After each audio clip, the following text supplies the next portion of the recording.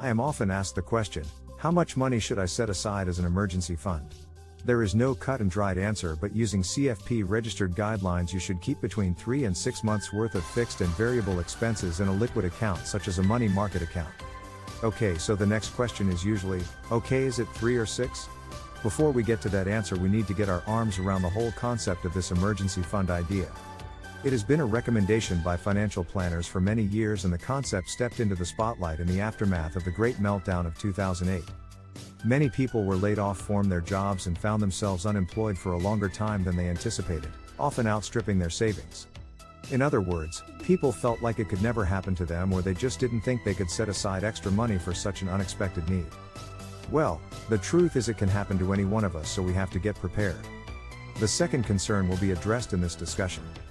Don't underestimate your ability to save, because in reality, you can start today to build a fund. Experience being the great teacher that it is, put a focus on setting aside money while you are employed for the proverbial rainy day. The recommendation is 3 months of fixed and variable expenses if 1. You are single with a second source of income. 2. You are married and both of you work with a similar income, or 3. You are married and only one spouse works but you have a second source of income, property for example. What is a second source of income? 1. Alimony, if it is significant, i.e. not just a few $100s. 2. You are the beneficiary of a large trust fund. 3. You consider yourself financially well off, i.e. you have substantial investment income and or other income coming in each month. If the above scenarios don't apply, then use 6 months as your emergency fund gauge. Here are 5 things you can do to establish your emergency fund. 1.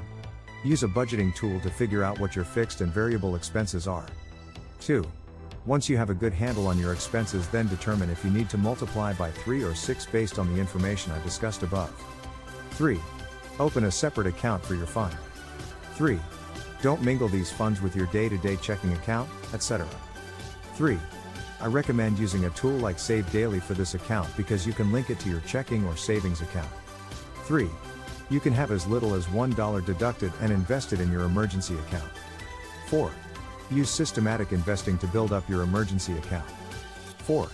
It works like your 401k. 4. Again, taking a disciplined approach by having money automatically invested at different times during the month from your checking or money market account is a great way to start. 5. Be disciplined and vigilant. 5. Think of your emergency fund as untouchable except for those true emergencies like losing a job and or unexpected healthcare expenses. No one expects to encounter an emergency. That's why you have to plan for the worst case scenario and expect the best. Being prepared will put you on the offensive rather than reeling financially and putting yourself and your family in a financial hole that could take years to get out of. It can be painless and if done right can grow fairly quickly.